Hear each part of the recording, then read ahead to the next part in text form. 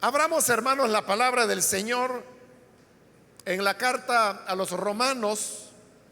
Busquemos el capítulo número 6, ya que los días miércoles estamos estudiando la carta a los Romanos. Es un estudio que vamos desarrollando versículo a versículo, y así es como hemos llegado hasta este capítulo 6, donde vamos a leer ahora el pasaje que continúa en este estudio que estamos desarrollando. La carta a los Romanos, capítulo número 6, versículo número 15 en adelante, nos dice: entonces, ¿qué? ¿Vamos a pecar porque no estamos ya bajo la ley, sino bajo la gracia?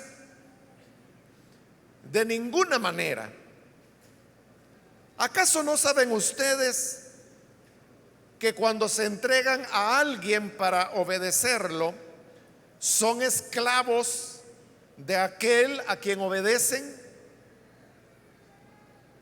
Claro que lo son, ya sea del pecado que lleva a la muerte o de la obediencia que lleva a la justicia. Pero gracias a Dios, que aunque antes eran esclavos del pecado, ya se han sometido de corazón a la enseñanza que les fue transmitida. En efecto, habiendo sido liberados del pecado, ahora son ustedes esclavos de la justicia. Hablo en términos humanos por las limitaciones de su naturaleza humana. Antes ofrecían ustedes los miembros de su cuerpo para servir a la impureza, que lleva más y más a la maldad. Ofrézcanlos ahora para servir a la justicia, que lleva a la santidad. Cuando ustedes eran esclavos del pecado, estaban libres del dominio de la justicia. ¿Qué fruto cosechaban entonces? Cosas que ahora los avergüenzan y que conducen a la muerte. Pero ahora que han sido liberados del pecado y se han puesto al servicio de Dios, cosechan la santidad que conduce a la vida eterna.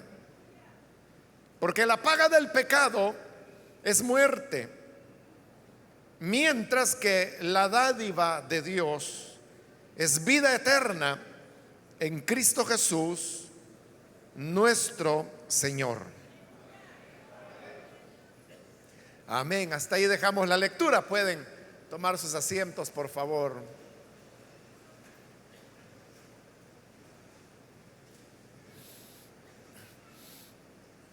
Hermanos, hemos leído esta parte que completa el capítulo número 6 de esta carta a los Romanos, en el cual Pablo está desarrollando el tema sobre si aquellos que han sido justificados por la gracia y que no están bajo la ley pueden continuar en pecado o no.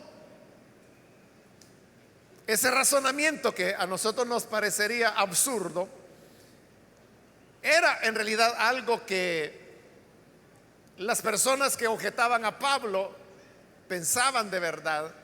Y como le dije en la última oportunidad, no es solamente una acusación que a Pablo le hacían, sino que yo le comentaba cómo aún hoy en día, cuando se habla acerca del evangelio de la gracia y de cómo la salvación no es por méritos, no es por obras, sino que es por la fe, todavía hay personas que interpretan esa enseñanza como que uno está diciendo: ya que la salvación no es por obras, sino que por la gracia, usted puede vivir como quiera.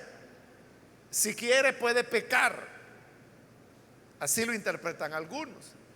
Ahora mismo que estamos estudiando esta carta a los romanos, que si usted ha venido siguiendo la secuencia, pues se habrá dado cuenta que la carta a los romanos es lo que dijimos desde el principio, desde la introducción, que es un tratado en el cual Pablo explica el tema de cómo se salva el ser humano. Y la conclusión a la que él llega después de una serie de razonamientos que hemos visto ya, es que el hombre se salva no por obras o por méritos que pueda hacer, sino por la pura gracia y misericordia del Señor, en lo cual no hay mérito que nos haga merecedores a esa gracia. Y como lo vimos en el capítulo 4, al contrario, Pablo decía, la jactancia queda desechada.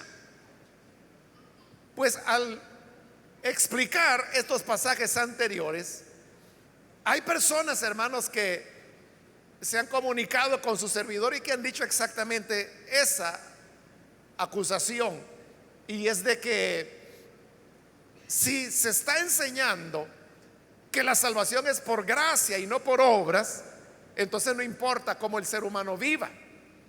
El ser humano puede cometer pecados porque al fin y al cabo no es por obras, es por gracia. Obviamente las personas que dicen eso son unas 3 o 4, ¿no? Siempre hay personas que no terminan de entender algunas cosas. Pero, en fin, era un problema que hace 2000 años ya se daba, y por eso es que Pablo escribe este capítulo en el cual él está demostrando que aquellos que hemos sido justificados por medio de la gracia no significa que podamos seguir una vida de maldad simplemente porque la salvación no es por obras. Y por eso es que en este capítulo Pablo da dos grandes razones de por qué no podemos continuar en el pecado.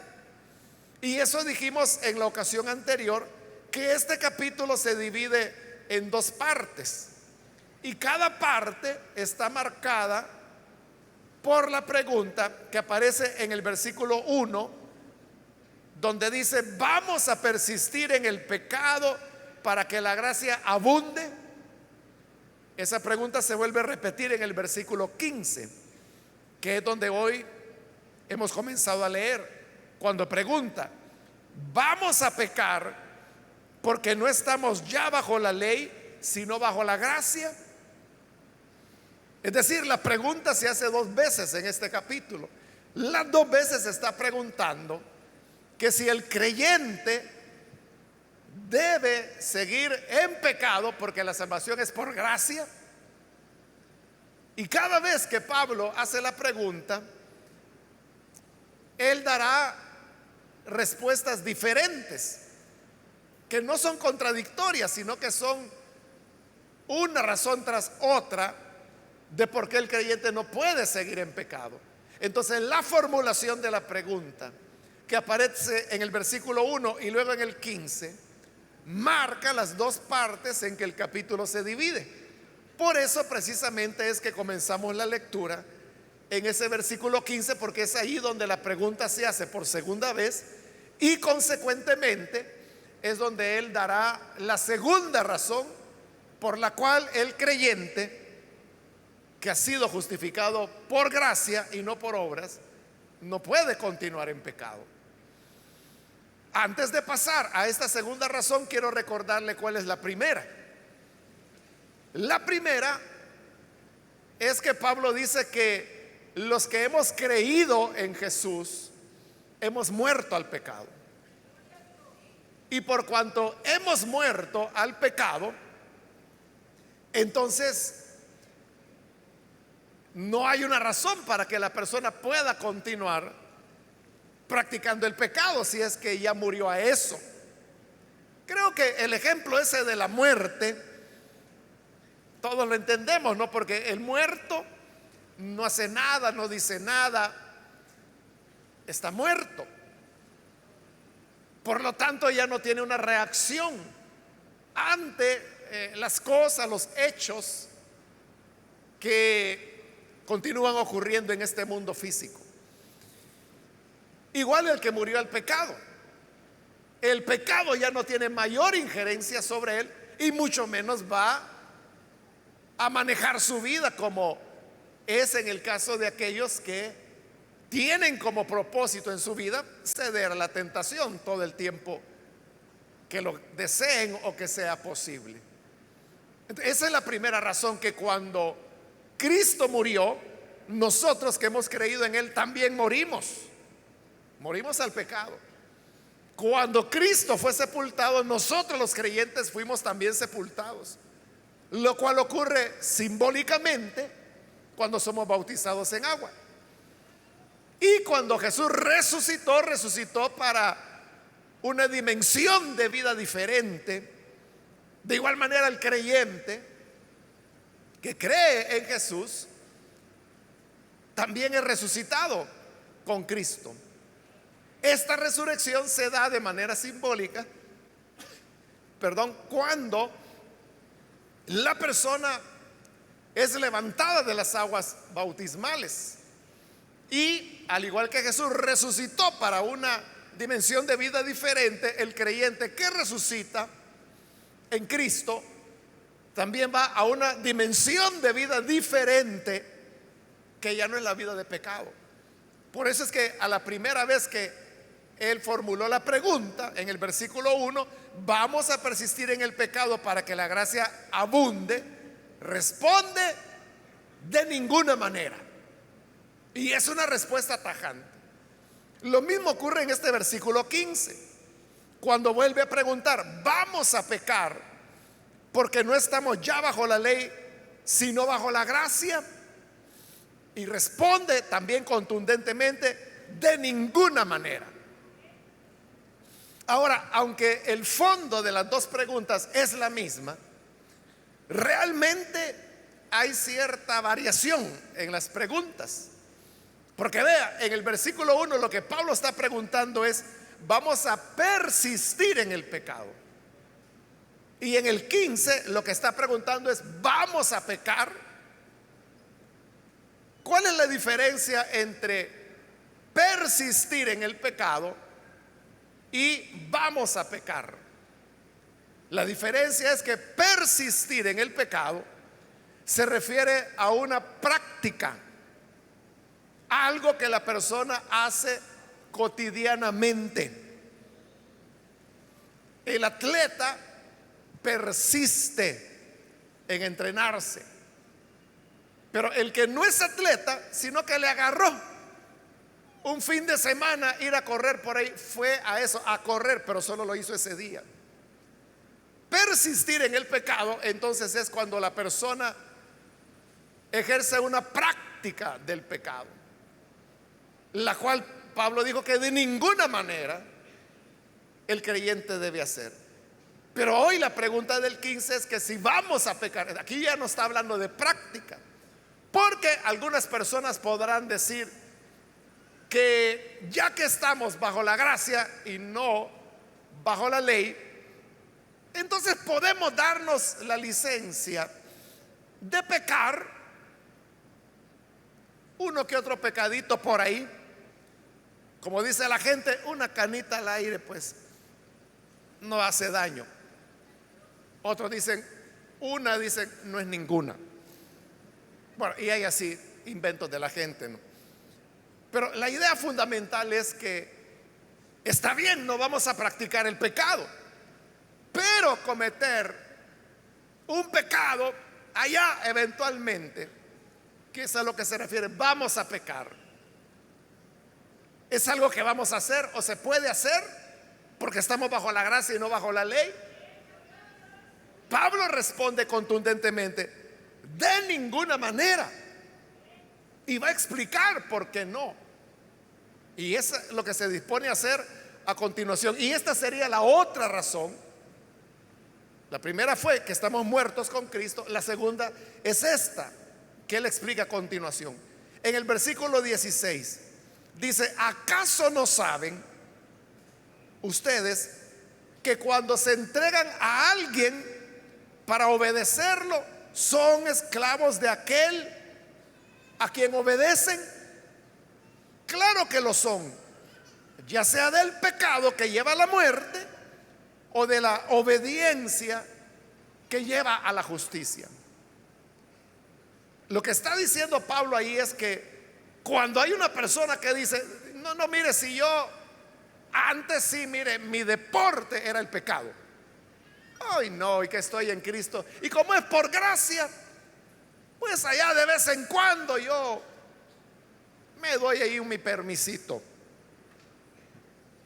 Pero Pablo pregunta, ¿y tú no sabes que cuando te entregas a obedecerle a alguien, te conviertes en esclavo de ese a quien obedeces?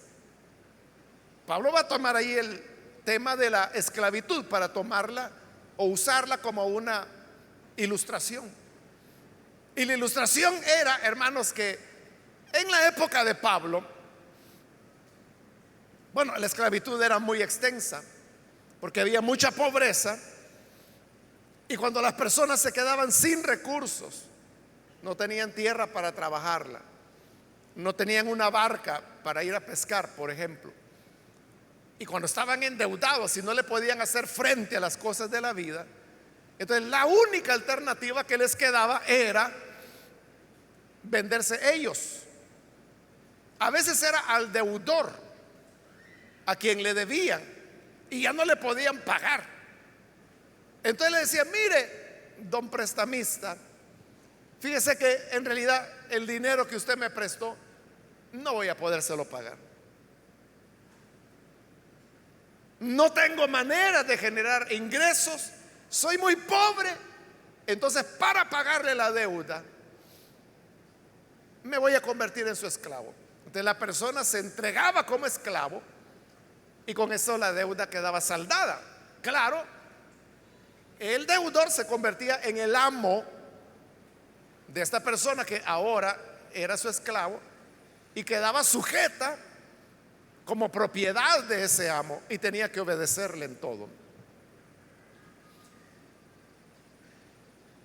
Era algo que las personas hacían como un recurso, y por eso le digo, había muchos esclavos.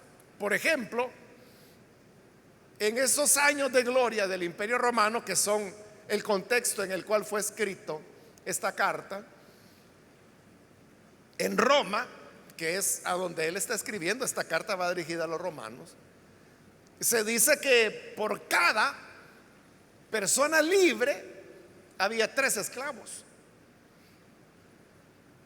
Es decir que si esto, hermanos, lo redujéramos y dijéramos que en Roma vivían 400,000 personas, o sea, no estoy diciendo que eso vivían, solo estoy mencionando un número como ilustración.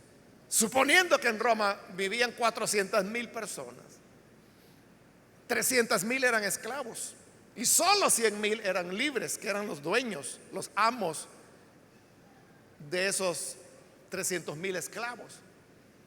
Entonces era un gran desbalance, habían más esclavos que libres, y por eso es que los romanos saben perfectamente a qué se está refiriendo Pablo cuando les dice estas palabras. Aquel a quien ustedes obedecen se convertirá en su amo y ustedes serán esclavos de él. Y por eso les dice, si ustedes obedecen al pecado, esto los va a llevar a la muerte. Y si a lo que se sujetan es a la obediencia, esta le llevará a la justicia. Está hablando entonces que hay 2 amos, 2 amos probables. Uno es que somos esclavos del pecado o somos esclavos de la obediencia, que luego él le va a llamar justicia y le va a llamar también santidad. Pero esas son las 2 opciones que tenemos. Entonces, a aquellos que decían, como estamos bajo la gracia, sí podemos darnos una cana al aire ya de vez en cuando, porque al fin pues una no es ninguna, dos es la mitad de una, tres ya va siendo una y así. Entonces Pablo dice, de ninguna manera, porque si ustedes se someten al pecado, se convierten en esclavos del pecado. Pero si ustedes obedecen, se sujetan a la obediencia, entonces serán esclavos de la justicia, de la santidad. Y eso es una realidad, hermanos. Y es que aquello que nosotros practicamos es lo que terminamos adoptando como lo que va a gobernar nuestra vida. Un hábito no es nada más que una conducta que se repite. Se repite vez tras vez, hasta que hay un momento en que la persona adquirió el hábito. Hay hábitos buenos y hay hábitos malos. Los hábitos buenos son los que nos facilitan la vida. Por ejemplo, el hablar. Hablar es un hábito que lo adquirimos cuando éramos bebés, ¿no?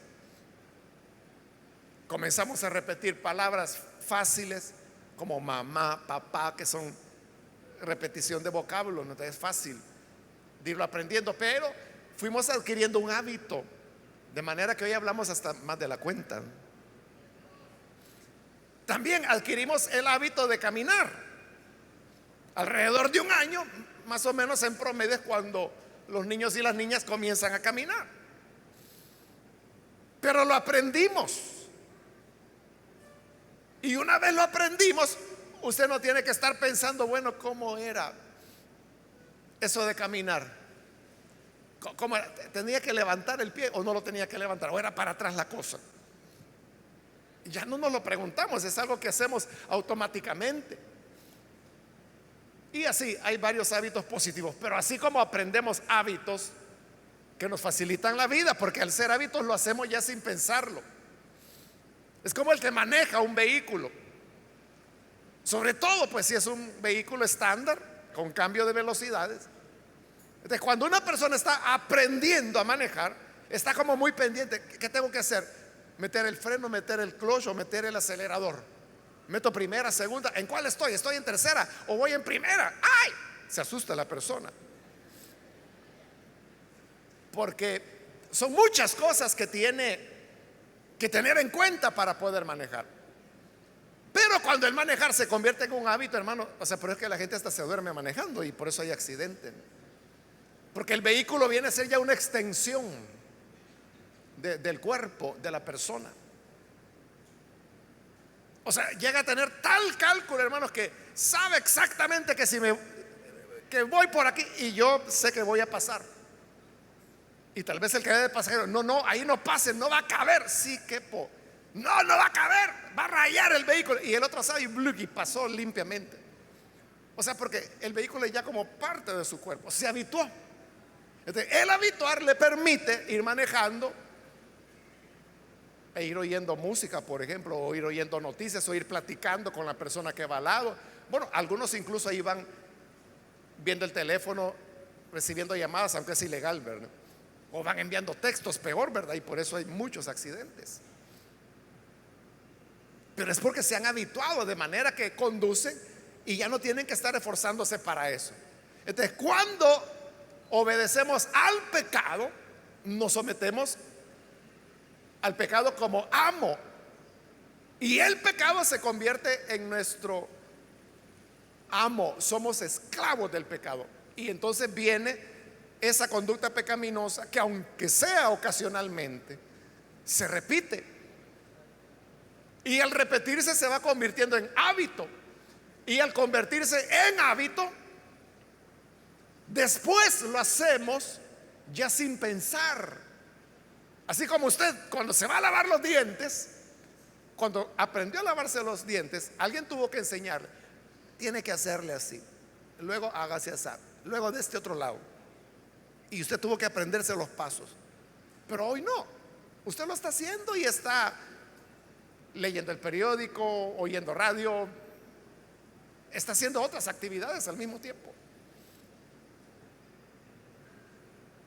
Entonces, cuando el pecado se convierte en un hábito, porque el pecado es nuestro amo, somos esclavos del pecado. Entonces, la persona realiza pecado sin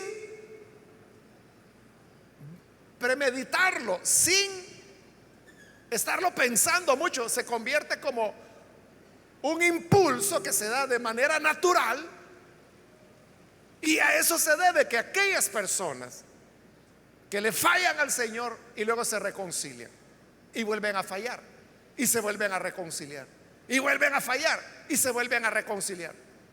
Entonces, se preguntan, ¿será que yo no soy nacido de nuevo? ¿Será que no soy cristiano, que no soy hija de Dios? Porque yo le digo al Señor que me arrepiento, que no lo voy a volver a hacer, y lo vuelvo a hacer. ¿Por qué lo vuelve a hacer? Es porque es esclavo del pecado, porque se sometió al pecado. Y el problema, la persona puede decir, pero mire, es que yo me reconcilio y me reconcilio con sinceridad. Mire, si la última vez hasta lloré cuando le pedí perdón al Señor. O sea, no se duda que el arrepentimiento es verdadero, no se duda que ese reconcilio fue sincero, que las lágrimas fueron sinceras. Pero el problema es, ¿qué haces después de reconciliarte? Esa es la clave. ¿Qué haces después de reconciliarte? Si usted dice, bueno, lo que yo hago es que sigo yendo a la iglesia. No, pero en relación a tu hábito, ¿qué haces? No, pues como ya le pedí perdón al Señor.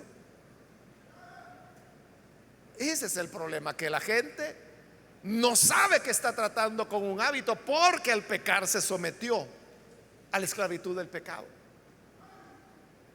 Si la persona solamente se reconcilió y no hizo nada más, volverá a caer.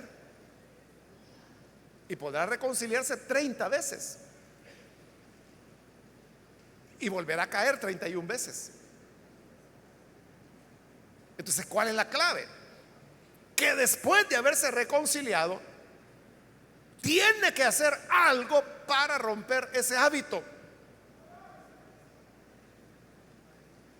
¿Cómo se rompe un hábito?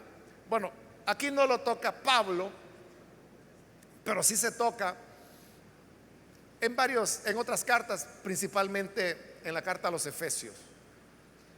Y ahí dice, el que robaba, ya no robe más, sino trabaje para tener con qué ayudar a los demás. Supongamos que una persona se sometió al pecado del robo, porque así aprendió de niño, porque le gusta la vida fácil, o se crió en un ambiente donde no había rectitud, ni honestidad, ni valores. Es ladrón. Entonces, cuando roba, se somete al pecado, se convierte en esclavo del pecado. Se puede reconciliar, pero si no hace nada con su hábito, la próxima vez que vea que una hermana deja mal puesta la cartera en la silla, se la va a quitar, aunque sea en la iglesia. Entonces, ¿qué tiene que hacer esa persona? Ahí lo dice Pablo. Bueno, lo dice en Efesios, ¿no? Dice, el que robaba y ya se arrepintió, pidió perdón, se reconcilió. ¿Qué tiene que hacer ahora? Vaya a trabajar, dice Pablo, para que trabajando tenga dinero para dar a los demás. Entonces, ¿qué es lo que va a destruir el hábito del robo? Lo inverso. ¿Y qué es robar? Es quitarle algo a una persona. Entonces Pablo dice, tiene que hacer lo contrario, darle algo a las personas. Pero ¿cómo le va a dar si él no tiene? Que vaya a trabajar. Igual él menciona ahí en la carta a los Efesios, se menciona, el que mentía, dice, ya no mienta más, sino hable verdad con su prójimo. Otra vez, ¿cuál es el hábito pecaminoso? Mentir. ¿Qué debo hacer para romper el hábito de la mentira? Hablar verdad, dice Pablo. Es decir, hacer lo contrario. Los hábitos se destruyen, los hábitos pecaminosos se destruyen cuando usted hace la conducta contraria. Entonces, ese hábito no significa que va a desaparecer de la noche a la mañana. Pero si usted trabaja, se empeña, y como dijo Jesús, se niega a sí mismo, toma su cruz y lo sigue a Él cada día, terminará por vencer el hábito pecaminoso. Y así sucede, hermanos, con cualquier otro hábito, que puede ser alcoholismo, puede ser calumnia, puede ser chismorreo, puede ser agresividad, puede ser ira, puede ser brujería, puede ser adulterio, puede ser fornicación, puede ser homosexualidad. Porque la homosexualidad no es nada más que una conducta aprendida. Nadie nace homosexual. Y no tiene nada que ver con cargas hormonales ni con determinaciones genéticas, porque nadie ha demostrado que la homosexualidad venga genéticamente predeterminada. No es así. No hay evidencia para eso. El homosexual lo aprendió, es una conducta que la aprendió. ¿Y cómo la aprendió? Por el hábito, la repetición. Los hábitos de tipo sexual son los más difíciles de vencer, porque todo hábito la persona lo practica porque le causa alguna gratificación. El que maneja porque sabe que andar en vehículo le va a dar ciertas ventajas que andar a pie. Entonces, esas ventajas le dan una gratificación que lo animan a aprender el hábito de conducir. El problema con los hábitos de naturaleza sexual es que la gratificación es inmediata, es intensa y siempre está, siempre se produce. Por eso es que los hábitos de aspectos sexuales se aprenden rapidísimamente y consecuentemente son más difíciles de erradicarlos, lo cual no significa que no se pueda. Sí se puede, pero hay que ponerle más empeño, porque cada vez que una persona accede a su inmoralidad sexual, sea esta heterosexual u homosexual, el principio es el mismo. Cada vez que acceda se está sometiendo al pecado y el pecado se convierte en su amo. Entonces, ¿cómo estas personas pueden ser liberadas? Ya sea que se trate, como dije, de inmoralidad hetero u homosexual. ¿Cómo se liberan? Deshabituándose. Y eso lleva tiempo. Eso implica una serie de aspectos que se deben trabajar, porque la sexualidad humana no es solamente el acto físico. La sexualidad humana implica amistad, estímulos visuales, condiciones, emociones, tiempo, maneras de relaciones. Pero el homosexual, sus amistades son fundamentalmente homosexuales.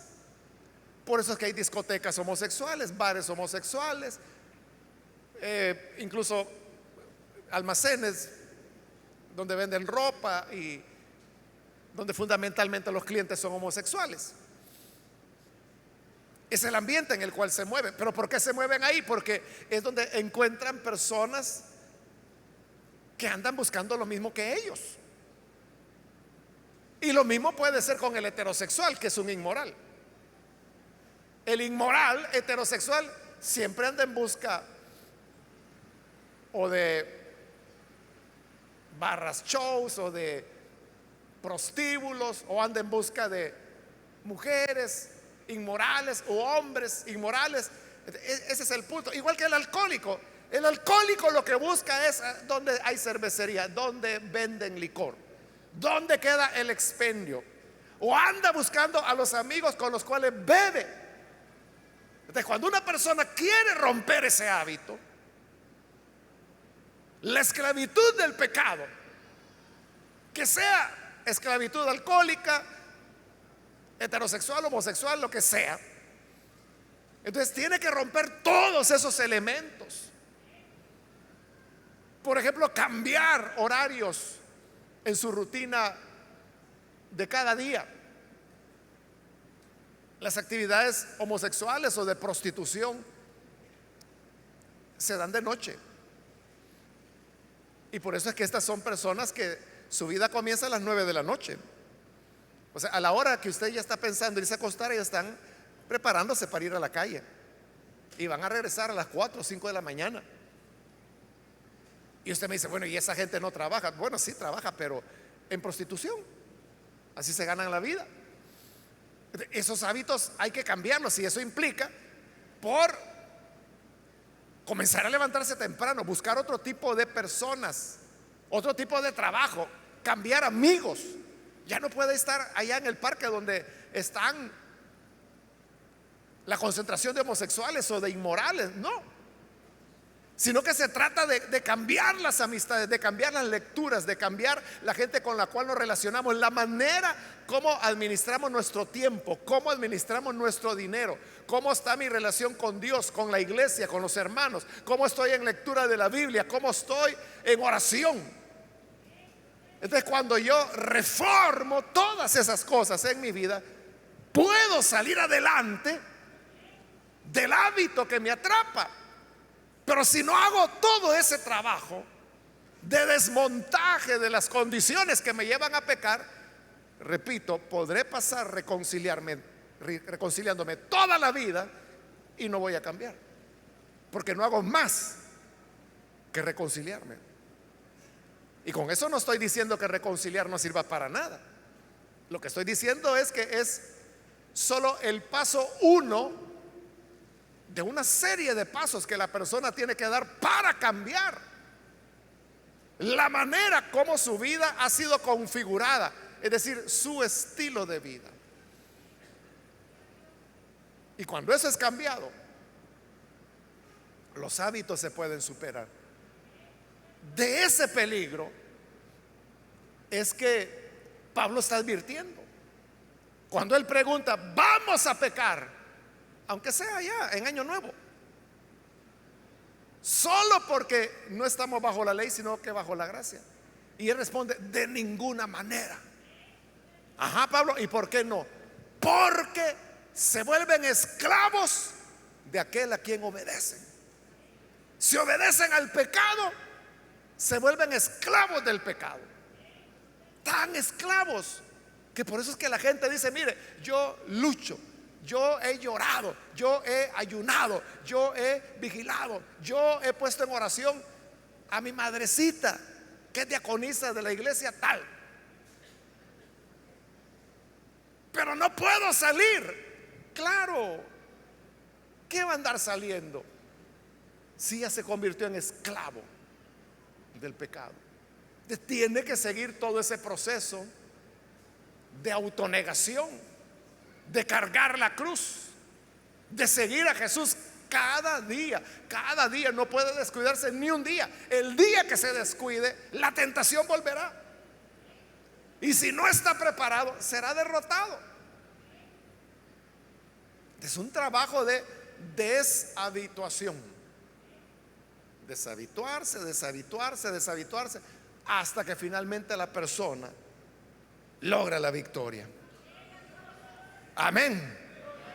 Versículo 17, pero gracias a Dios que aunque antes eran esclavos del pecado, ya se han sometido de corazón a la enseñanza que les fue transmitida. Dijimos que habían dos amos probables: el pecado y la obediencia. Pero cuando nacemos, nosotros no decidimos. Ya nacemos haciendo el pecado. Por eso es que Pablo dice en el 17, aunque antes eran del pecado. O sea, él no da otra opción. Él no dice, cuando estaban pequeñitos eran unos angelitos. El problema es cuando llegaron ahí por los 15, 16, que les entró la malicia y se hicieron malos. O sea, eso no existe, sino que solo hay una opción: antes pertenecían al pecado. Es decir, todos nacemos con hábitos pecaminosos. Y cuando llegamos a Cristo, todos traemos hábitos pecaminosos. Cuando nos entregamos a Él, como lo vimos en la primera parte del capítulo, morimos, somos sepultados y resucitamos a una nueva vida. Pero eso no significa que uno ya está libre totalmente del pecado, porque como dice él, si habiendo sido libertado, vuelves a pecar, te vuelves a ser esclavo de aquel a quien obedeciste, en este caso al pecado. Esto, hermanos, normalmente se utiliza en el tema de los que fueron alcohólicos. Entonces yo he oído, y probablemente usted también, que hay gente que dice, es que aquel que fue alcohólico antes de conocer a Cristo, cuando viene a Cristo, el Señor lo limpia, lo salva, lo regenera. Qué bueno. Pero como ese fue alcohólico, adentro lleva un gusanito. Y este gusanito solo está esperando para despertar. Y es cierto, si alguien fue alcohólico y vuelve a probar una bebida embriagante, ese gusano despierta, y como está obedeciendo al pecado, se convierte en esclavo de pecado. Vuelve al estado en que originalmente estaba.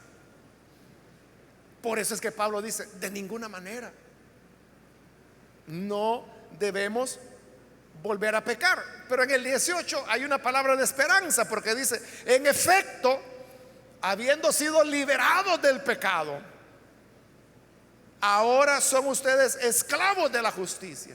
Esa es la obra que hace la conversión. Esa es la obra que hace la salvación de Cristo. Y es que dice, fueron liberados del pecado. El día que venimos y nos entregamos a Jesús, las cadenas son rotas, los hábitos son rotos. Fuimos liberados del pecado. Pero hoy, ¿qué vas a hacer? Claro, lo que tenemos que hacer es mantenernos haciendo el bien. Es decir, como lo va a decir a continuación, volvernos esclavos del bien. Y ahí vamos a marchar bien. Pero si se nos ocurren disparates como ese, bueno, como la salvación es por gracia, yo no es que voy a practicar el pecado como antes lo hacía, pero sí me voy a dar mi gozada por ahí. Entonces Pablo dice, acuérdate, fuiste librado del pecado, pero te conviertes en esclavo de aquel a quien tú obedeces. Y si obedeces, te sometes al pecado, la esclavitud del pecado vuelve. Entonces, nuestra victoria debe ser mantenernos en esta libertad del pecado con la cual Cristo nos hizo libres. En el versículo 19 hablo en términos humanos por las limitaciones de la naturaleza humana. Antes ustedes ofrecían los miembros de su cuerpo para servir a la impureza que lleva más y más a la maldad. Ofrézcanlos ahora para servir a la justicia que lleva a la santidad.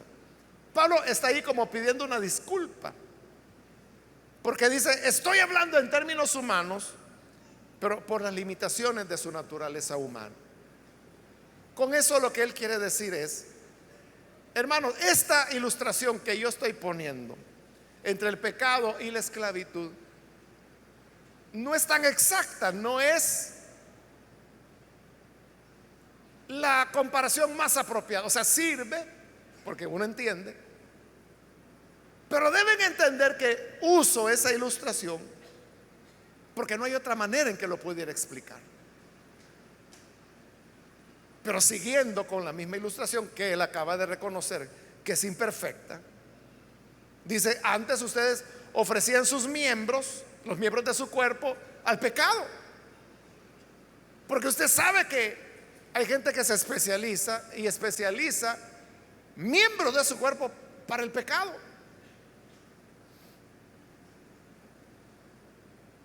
Los carteristas, por ejemplo, desarrollan una gran habilidad. Porque el carterista no es un asaltante propiamente dicho. El asaltante es aquel que confronta a la persona normalmente con un arma y le dice: deme lo que tiene. El carterista no. Ese es el que ni arma anda, sino que ese actúa en silencio. Y cuando la persona no se da cuenta, le metió el dedo en la bolsa del pantalón o lo que sea y plum, le sacó la cartera. Pero la persona ni cuenta se dio. En el argot o el lenguaje que utilizan los ladrones, a eso le llaman hacer el 2 de bastos, le dicen. Sí, porque solo usan 2 dedos. O sea, ¿cómo hacen para con estos 2 dedos sacar una cartera? A mí no me pregunte porque nunca lo practiqué. Pero ellos son expertos. La persona no lo siente. ¿O cuántas veces no le ha pasado a usted que se va a subir al bus y ahí la gente aprieta, ¿verdad? Y lo apretaron y logró subir usted? Y cuando ya está arriba se mete la mano, ya no tiene la cartera. O sea, en ese apretón le hicieron el 2 de bastos. Bueno, en otros países le llaman dedos de seda, le dicen. O sea, porque son tan suaves en hacer eso. Eso es ofrecer en este caso los dedos, ¿verdad? Ofrecer los miembros del cuerpo al pecado. Entonces dice: hoy esos miembros del cuerpo úsenlos para la santidad. Porque para las cosas buenas también se necesitan manos, se necesitan bocas, se necesitan oídos, se necesitan pies, se necesitan cabezas. Nuestras manos para expresar misericordia, solidaridad. ¿Para qué utilizamos nuestro cuerpo? Debemos usarlo para el bien. Usted a lo mejor ha oído testimonios, o usted es una persona que vino a la iglesia y cuando llegó a la iglesia, el diácono o la diaconisa que estaba ahí lo pescó y le dio un abrazo y dijo: bienvenido. Y usted dice: bueno, ¿y este quién es, verdad? Pero ni el diácono sabía quién era usted, ni usted sabía quién era. Pero le dio esa bienvenida tan afectuosa. Y quizás usted ya ni recuerda cuándo fue la última vez que le habían abrazado. Pero esa bienvenida le impactó de tal manera que ahí fue donde quedó herido ya. Y vino ya sangrando, se sentó en la silla y terminó cayendo postrado a la hora del llamado. Amén, así es, ¿verdad, hermanos? A alguien le pasó así, que lo que le impactó fue la bienvenida y por eso creyó. Levante la mano si hay alguien acá. Bueno, aquí hay un hermano. Bueno, al menos tenemos una persona que esa fue su experiencia. Yo he oído otros testimonios que eso fue. Entonces, ahí se está utilizando el cuerpo para algo bueno, para algo positivo. Y es lo que Pablo está diciendo ahí. Ahora, en el 20 dice: cuando ustedes eran esclavos del pecado, estaban libres del dominio de la justicia. Cuando andábamos sin Jesús, a nosotros no nos preocupaba el prójimo, ni nos preocupaba la palabra de Dios, ni nos preocupaba qué era lo que la Biblia decía o no decía. No nos interesaba. Pero dice en el 21, y aquí hay una confrontación: ¿qué fruto cosechaban entonces? O sea, cuando hacían la voluntad de la carne, cuando complacían los deseos pecaminosos, pregunta: ¿qué fruto cosechaban? Cosas, dice, que ahora los avergüenzan y que los conducen a la muerte. Porque esa es la realidad, que dependiendo de quién nos hacemos esclavos, ese será nuestro final o nuestra cosecha. Si nos hacemos esclavos del pecado, dice que lo que vamos a cosechar es vergüenza y al final muerte. Porque así es, muchos se avergüenzan de lo que fue su vida anterior sin Cristo. Dice, Dios mío, ¿y cómo es que yo pude hacer eso? ¿O cómo es que yo me vestía de esa manera? ¡Qué vergüenza! Algunos hasta destruyen todas sus fotos del pasado porque les da pena.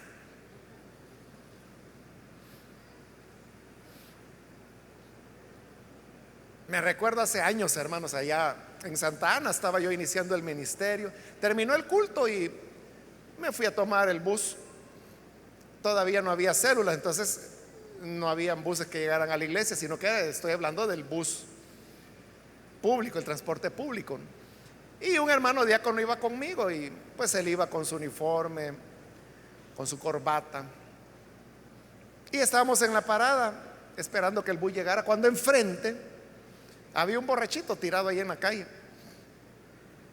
Y llegó lo que en esa época, le estoy hablando ya por 1982 más o menos, lo que le llamaban la palomita, ¿no? Que era la ambulancia de la municipal que andaba precisamente recogiendo bolito y que se lo llevaban ahí a la Bartolina de la municipalidad y tenían que pagar, en esa época creo que eran 3 colones o algo así para poder salir, y si no los pagaba tenía que estar 3 días ahí en la Bartolina. Bueno, la cosa es que paró la palomita enfrente, ¿no? Y se bajaron los de la municipalidad y agarraron al borrachito yo creo que él estaba más para allá que para acá, ¿verdad? Pero cuando amaneció ya estaba en la Bartolina. La cosa es que lo recogieron y se lo llevaron. Y nosotros, como estamos enfrente, estamos viendo eso. Cuando el diácono me dice, hermano, me dice, así me dice, me recogían a mí. ¿Qué? Le dije. Porque yo así lo había conocido, ya cristiano, ¿verdad? Y ahí estaba con su uniforme, su camisa blanca, su corbata. ¿Qué? ¿A usted así lo recogía? Sí, me dice, si yo era fino chichipate, me dice. Y sabe, me dice, mi mujer ni me iba a traer, ni pagaba creo que eran 3 colones, no me acuerdo. Creo que era colón por día. Ahí me dejaba, me dice, para ver si así yo dejaba de tomar. ¿Y qué? Me dice. Yo solo iba a trabajar unos días y lo que ganaba, chupar, me dice. Y ahí me levantaba la palomita. Entonces, ese pasado es el que dice Pablo, ese era lo que cosechaba, esa era la gracia, vergüenza. O otras mujeres, ¿verdad? Que, mire, por allá quedó su marido tirado y tenían que llevar una carretilla para levantarlo y llevarlo a casa. Sí, eso es real. Muchas mujeres descubrieron que era más fácil la carretilla que ir jalando al bolo.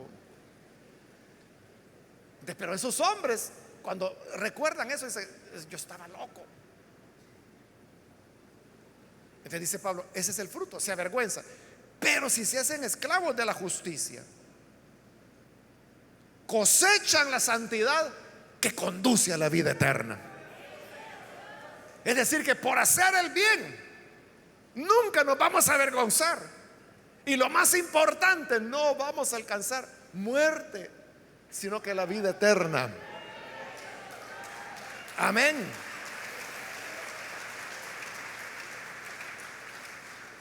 Y toda esta enseñanza que Pablo ha dado, la resume en el versículo 23, que es un versículo precioso para evangelizar, ¿verdad? Que dice, porque la paga del pecado es muerte, mientras que la dádiva, es decir, el regalo de Dios, es vida eterna en Cristo Jesús, Señor nuestro.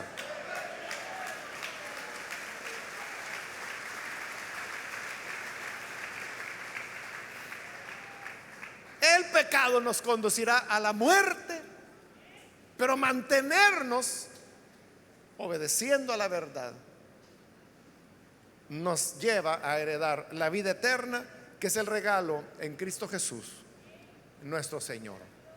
Vamos a cerrar nuestros ojos y yo quiero hacer una invitación para aquellas personas que todavía no han recibido al Señor Jesús como Salvador. Mas si usted ha escuchado hoy la palabra del Señor y ha entendido que no hay manera en que podamos cambiar nuestra vida o librarnos de nuestros hábitos pecaminosos, sino solamente a través de Cristo. Si hay alguna persona con nosotros que necesita venir a Jesús por primera vez y recibirle como Salvador, yo le invito para que ahí en el lugar donde se encuentra se ponga en pie en señal que usted desea recibir al Hijo de Dios y consecuentemente recibir la salvación y la liberación del pecado que solamente Él puede dar. ¿Hay alguien que necesita venir? Póngase en pie. Cualquier amigo, amiga que hoy quiere tener la salvación del Hijo de Dios, póngase en pie y queremos orar por usted. Hoy es el momento para que la gracia de Dios le alcance, le redima. ¿Hay alguien? Solo le voy a pedir que lo haga rápidamente, pues tengo solo un par de minutos para este llamado. Pero si hay alguna persona que viene a Jesús por primera vez, póngase en pie, por favor, para que podamos orar por usted. Venga a recibir la libertad de la esclavitud del pecado, que solo Jesús puede hacer. También quiero invitar, si hay